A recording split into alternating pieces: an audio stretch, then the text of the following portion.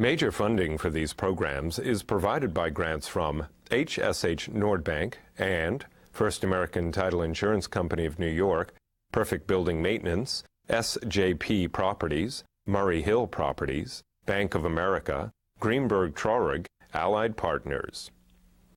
Additional funding is provided by grants from ARBOR Realty Trust, ANTARES Investment Partners, Athena Group, BRT Realty Trust, Burden LLP, CB Richard Ellis, City Habitats, City Investment Fund, Cushman & Wakefield, Eastern Consolidated, Essex Capital Partners, Herbert J. Sims & Company, HERRICK FEINSTEIN LLP, Helmsley Spear, Jackson Development Group, James D. Kuhn Real Estate Institute at Syracuse University, Kilroy Metal Products, MASSEY KNAKAL Realty Services, M&T Bank, Madison Realty Capital, Marcus and Millichap, Meriden Capital Group, McSam Hotel Group, Newmark Knight Frank, Moinian Organization, Muss Development, Palin Enterprises, Rosenthal and Rosenthal, Signature Bank, Sidney Fettner Associates, Sheldrake Organization, Stonehenge Partners, Studley, Triangle Services, Witkoff Group, Extreme Contracting and Deconstruction.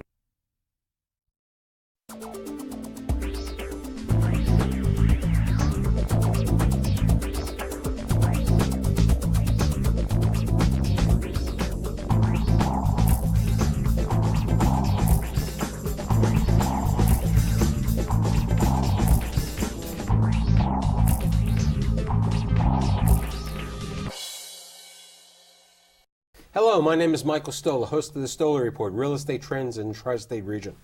You know, I've done 7 years of shows. I've been fortunate once in a while to have one woman, two women, but I've never been fortunate to have 4 dynamic women who are in every aspect of real estate. So today, I'm talking about women in real estate. My guests today include Jamie Cavello, Executive Director at Cushman & Wakefield, Julie Bierman-Solomon, Vice President of Marketing and Investor Relations, Apollo Real Estate Advisors, Mary Frankel, Vice President and Senior Investment Officer at Moody's Investor Services, and last but not least, Pamela Samuels, Senior Vice President Development of Extel. You know, we were talking prior to the show, and you know, for my guests to get an idea, how do you get into this business? Why do you decide to get into this male-dominated business? I mean, my studio said, "Are these people for your show today?" I said, "Yes." You finally did it. I said, "I've always tried, but you know, I haven't been able to put them together." So I'm going to ask someone who I originally said I wanted to do this months ago. How did you get into this business, Ms. Frankel? I got into the business because I started out as a tax attorney. And I was in-house at Solomon Brothers, in-house tax counsel for the whole trading floor in real estate. Then I moved into real estate on some deals I was working on. Basically, back in the 80s, when you were a tax attorney, you basically were brought in on one small phase of a deal, and then you exited stage left. And I kind of wanted the aggravation of the whole deal. And I always wanted to understand what was going on, you know, from the start to the finish. So that's how I got into it. Miss Bierman-Solomon. I first got into real estate when I was at JP Morgan several years ago. I was working in the private bank doing research on third-party private equity funds and hedge funds, and then marketing them to high net worth individuals. That was really when my interest in real estate as an investment asset class peaked. I went on to graduate school where I pursued an MBA in general management, but focused on real estate and really was introduced to so many different facets of the industry, from acquisitions to dispositions to the real estate consulting side. Had just fantastic people come in and educate us in a very practical way. And then I was fortunate enough to be introduced to the Apollo Real Estate Advisors team and joined them about 2 years ago to focus on fundraising, investor relations, and marketing all of our different investment products to institutional investors globally. Yes. Well, mine is a much simpler story. I was my background is fine arts, and I wanted to go back to school, and I needed a job, and I found myself spending all of my money on my courses and no money for living, and ran into someone who had a friend with a small boutique real estate company and said, go over there and they'll give you a job. So I started at the very bottom, back door, canvassing buildings for $40 a day, you know, day by day, 3 days a week. That's how and the gentleman who hired me then said, Jamie, you need to get your license, because I started pulling leads out of the trash and seeing if I could work them and what would happen if I, you know, could try and make a deal, and all the way to here. And last but not least, so we have a lawyer, we have fine arts, we have a MBA from Harvard, and we have an architect. We do. So how did you get into this? I mean, when you were growing up, I think you said you grew up in the East. Did you like building blocks in this? I remember 2 weeks ago, and you remember I spoke at the UOI, and I was talking about, I was talking in front of a construction panel, and I think my opening remarks, that the only thing I ever knew about construction was an erector set or building blocks. Right. I mean, I'm similar. I mean, I did know from an early age I wanted to be an architect, probably the age of 9. But no, true. I started to see space three-dimensionally, but then didn't act on it for later in time. My first goal had been to be in real estate because I liked cities and I was interested in building. And my first attempt at real estate was really with Olympia, York. I came back to it later in the mid-90s when I was living in Texas, attending graduate school in architecture, and started to work on converting buildings at that time in a really dynamic environment where anything went, and it's a great place to learn. So by the time I came back to Manhattan, I was bona fide, which was good. Maybe two of the young ladies over here have seen different recessions or crises or times in the real estate market. Two definitely. I'm not sure about the two others. You may have partially seen it when you were with Olympia in York. How do you look at you know, as I said prior to my show, a couple of weeks ago when I had Larry Silverstein on the show, and I said, Larry, how do you compare 1990 to 2008? And he said to me, to my surprise, that he sees the capital markets the worst dislocation in his 57 years in this business. How do you see it? I mean, you've been there at the Solomon days when the guy who created this terrible collateralized mortgage-backed security, the brilliant Lou Ranieri. So you've seen this. So how do you compare these days in real estate to the days in the 80s or the 90s? And you've seen it also canvassing, working for Cushman and Wakefield. As I was telling you, this is my 4th downturn, and I think this one is worse. And a number of friends of mine agree with me. I think I attribute it, just like Larry Silverstein said, things seem to be happening faster. Downturns, crises, and I attribute it to the globalization, that things just happen incredibly fast. I'll tell you a story. In December, I won't name the company, I went up to Canada to be on a panel at a conference and see 5, I cover Canada for our group, and went up to give a speech and to see 5 clients, come back 36 hours later, and one of my companies, I walked in on a Friday morning, and it was one of those where you get back on, you know, at 2:30 in the morning from an hour flight, and I walked in and I get a call from an investor in Mumbai. Mary, do you know that XYZ company is now was trading at 10? It's now at 1 this morning. What do you think? I said, oh, hold that thought. I got to find out. And I called the company I follow up. Basically, within 36 hours, their refinancing on something had totally fallen apart. One of the banks wouldn't play ball. One of the banks overseas wouldn't play ball, and that created numerous problems.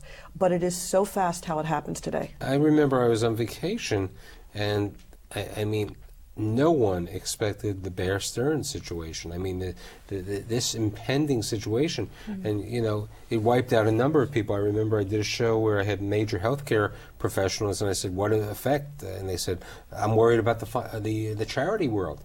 Because a lot of the charity that came out was because of wealth created by the stock market, because of other things. I mean, you're in the leasing area. I mean, and New York City leasing has been great. I mean, we have the vacancy at the lowest levels of years and everything. How do you see this? I mean, you know, unfortunately, too many people. I don't want to talk bad about my broker friends. They support my show, but many of them are hyping it. But some people are saying the truth, that landlords aren't signing leases. People are sitting down, they're evaluating. What do you see? The reality is this, and some of the hype isn't all hype. The market still is active. Companies must still deal with impending lease expirations. But there are companies who are giving back space. Yes, absolutely. There is shadow space. There's more vacant space than there was. Not a lot. Still, we think that many of the investment banks don't want to get caught in the way that they were caught in the 90s, or 2001, without enough real estate. A lot of companies, if you remember back in 2001, there was some mothballing, and also in the 90s, and we think that could happen again. So we're concerned about vacancy issues in New York, but not as concerned as we might have been, during the last go-around when there was overbuilding. We don't have an overbuilt environment in our real estate economy as we did before. It's a very different crisis this time, whereas all the others were because of overdevelopment. This one is more liquidity crisis. And also, from the point of view of a real estate services company, we don't have the same volume of transactions that we have had in the past few years. I think an issue. I think that is, during the first quarter of this year, 2 major buildings. I mean, not even 2 major buildings traded.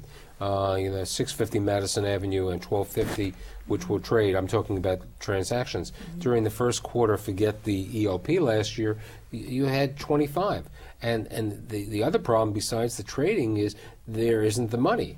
But on the other side, Julie, you're out there with raising money for the 5 or 6 Apollo investor funds, and there's plenty of money. Investors from around the world are interested in looking at you and other people. So what do you see with regard to, there are 2 sides. There's a debt and equity. Right. So what do you see and both Apollo handles debt and equity? Right. No, we are fortunate that we're well positioned in this market to be able to play on both sides. And that's something we've been able to do for a long time, which is really the main point here, is that investors, regardless of whether they have capital or not, are being very, very thoughtful about who they want to invest with. They're still not running out to just put capital to work wherever they can to really make their allocation. They want to make sure that they're working with experienced investors who have invested in turbulent times across different market cycles. So I don't think it's easy for everybody to raise money in this environment. You have to really understand what's going on in the market. You have to understand which side of your business transactions belong in. And investors really want to see that you have a deep team that can execute. And particularly as things happen quickly, just as you were saying, is that you want to make sure that the investment professionals know how to respond and respond thoughtfully. Pam, you're with probably the most prolific new developer of new condominiums in New York, Gary Barnett, who I met probably close to 14, 15 years ago in another lifetime for both of us. You have the Lucida on 85th Street. You have a brand new building on 86th Street and West End Avenue. You have all of the building on the former Trump spot over there. You have the Ariels up in Broadway. I mean, then you have the Stanhope, which was rechanged to something like 995 Fifth Avenue. I do my research. So you have all this, and we hear that there's a liquidity crisis, and people are a little worried. How do you see that affecting the sales of condos today?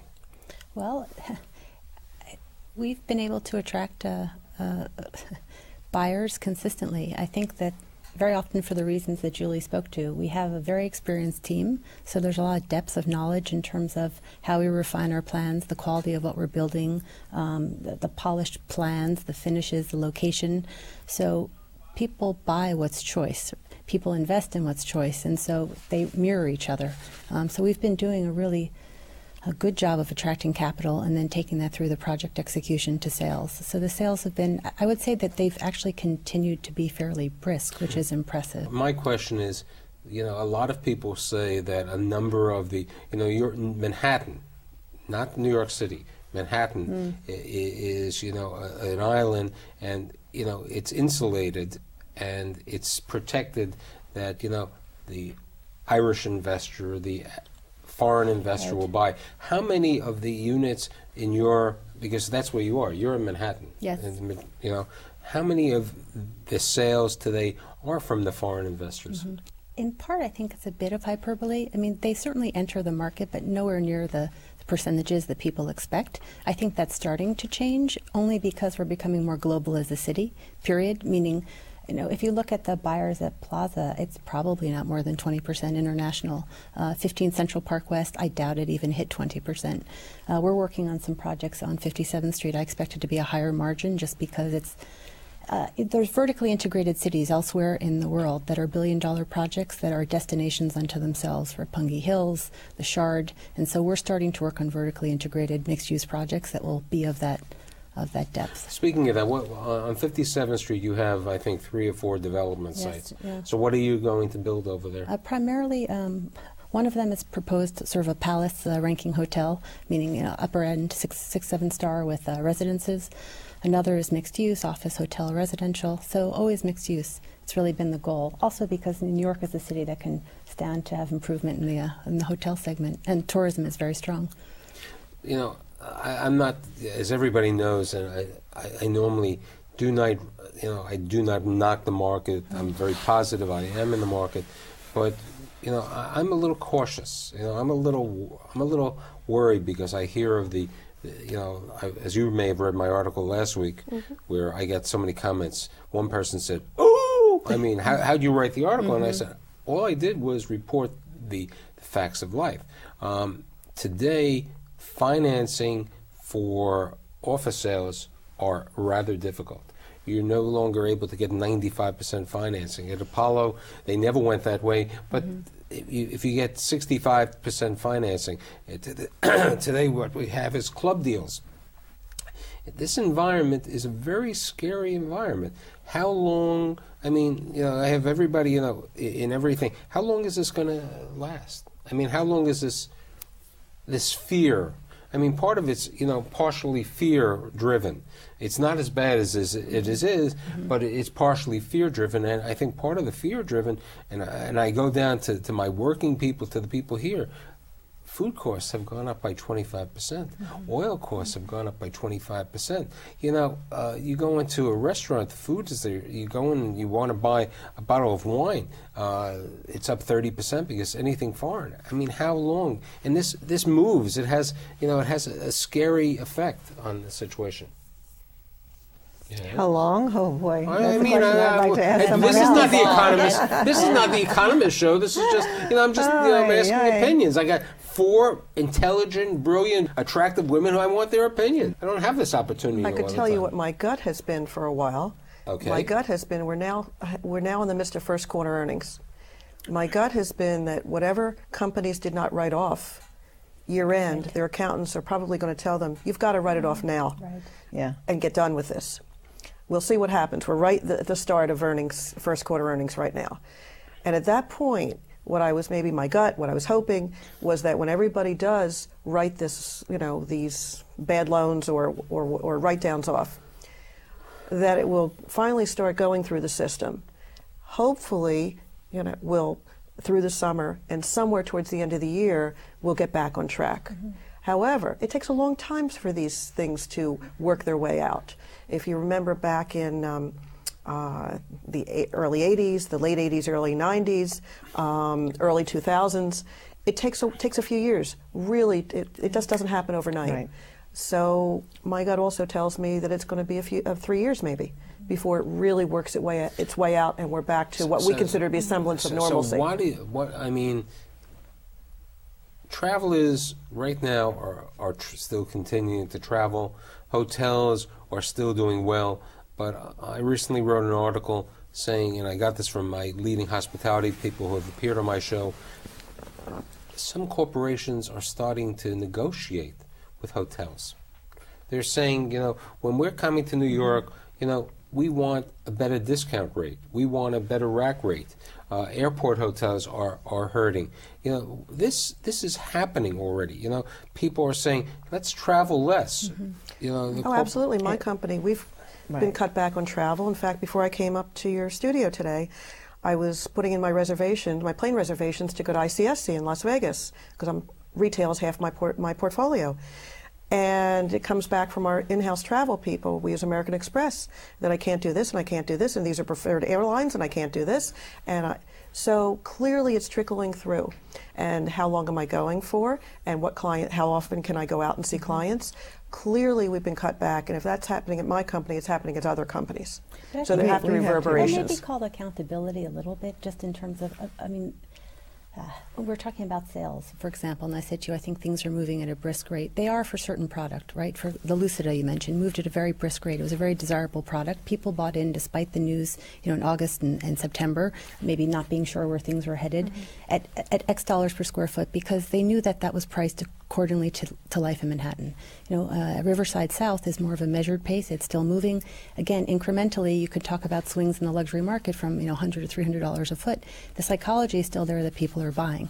In terms of the actual accountability of companies and where we're headed in the economy, from the different indicators we're hearing, I don't have a crystal ball either. I do know that it's possible to get debt. We do need more equity in the projects than we ever did before, but as long as the choice locations are moving forward, as long as debt is being issued, and as long as even banks are lending to each other, it'll probably just be tepid for 6 months, 8 months, and then they say, yes, about 2 years to move through the system. The fortunate news on the larger projects, I hope, is that when we come to a 30 or 36 month construction cycle, and part of what we're doing will be in a different climate, right? That these mixed-use projects will emerge in a right place. Hudson Yards, for example, we're planning 26 million square feet of new space, looking at the next economic cycle. Plan 2030, all these proposals, about 9 million people living in the city. So when I say accountability, there's no realignment of resources, but I don't know that it's dire for, again, a finance capital like New York. I will tell you that I talk to banks every day, and the word condominium, when I discuss that to many banks, a new condominium development, unless it's an established, which Extel is, experienced, stable, all those words, don't walk in, do not pass go, do not collect $200, you're not going to get the deal done. Now, a year ago, anyone, you'd see these projects being built by people, who just came out of the shower, and they said, I'm going to be a developer. Separating the men from the boys, come on. No, we're not the men from the women, okay? Okay. Puts them in very good stead for 2 years from now, though. Their projects are, there's not going to be as many projects completing. Sure. No. In 2 years, there are going to be a lot of projects completing, unfortunately, because there's so many in the ground. I think the question is, I think there's a question of quality, a flight to quality. I think it's the same thing like when you're leasing certain buildings. A buildings, you're right. People are leasing. Okay, people want space. People want to go to 9 West 57th Street. People want to be on the Avenue of Americas. They want to be in the Plaza District. They're going there. That's a neighborhood.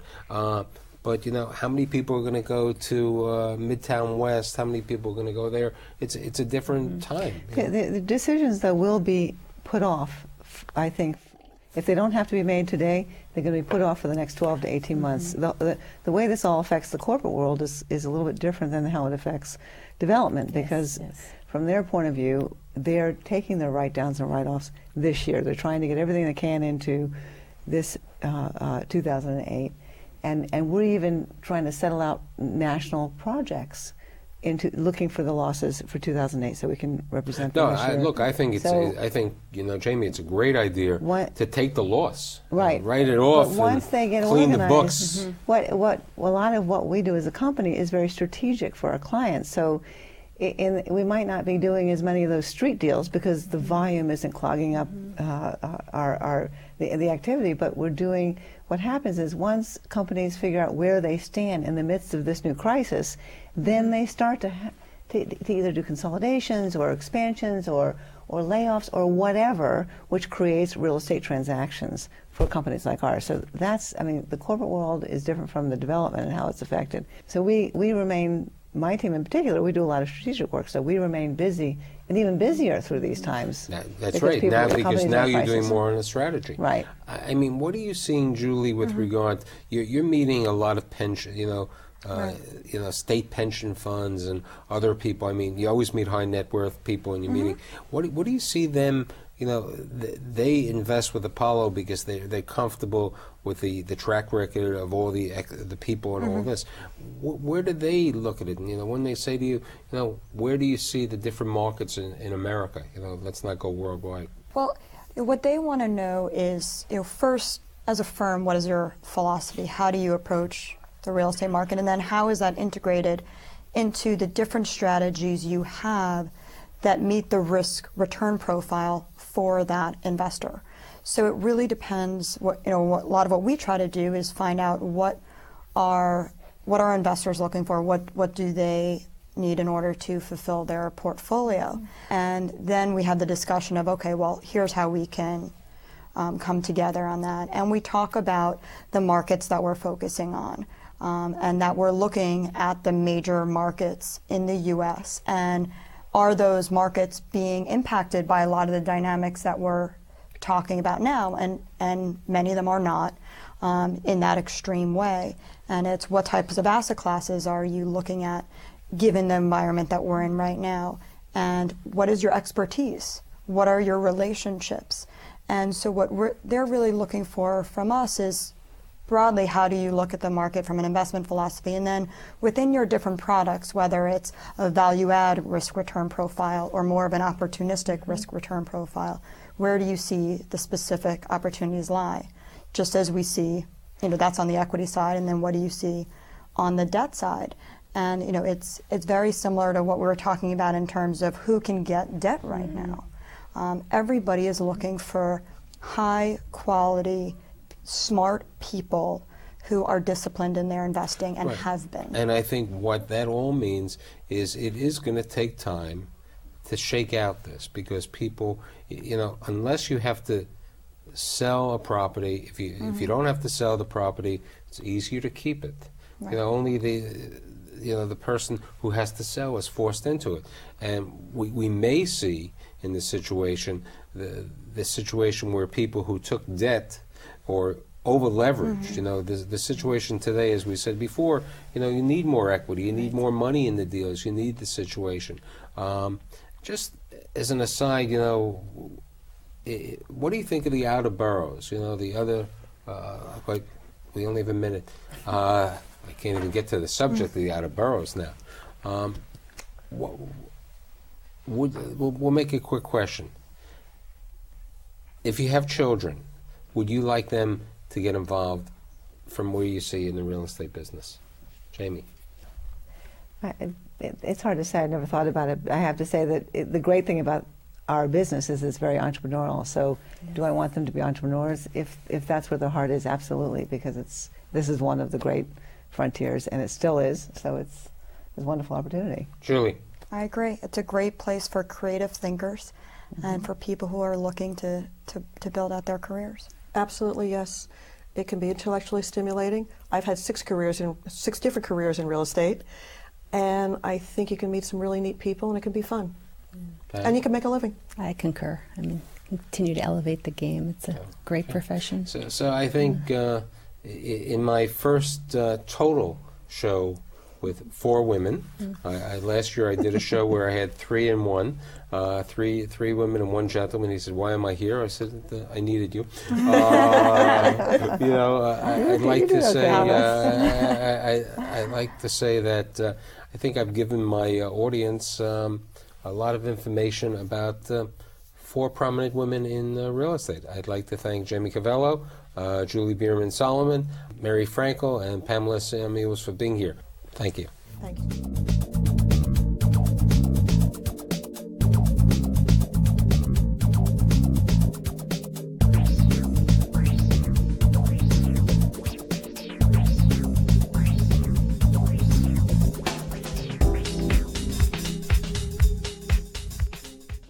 Major funding for these programs is provided by grants from HSH NORDBANK and First American Title Insurance Company of New York, Perfect Building Maintenance, SJP Properties, Murray Hill Properties, Bank of America, Greenberg Traurig, Allied Partners.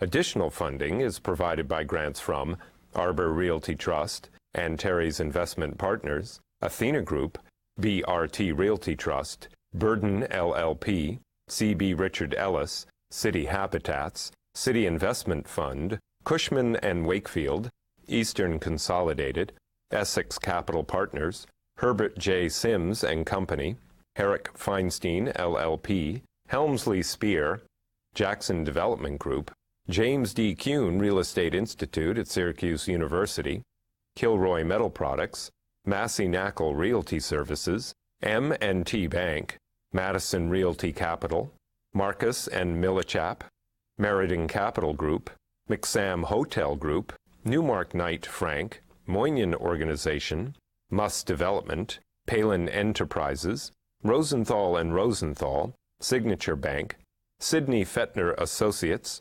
Sheldrake Organization, Stonehenge Partners, Studley, Triangle Services, Witkoff Group, Extreme Contracting and Deconstruction.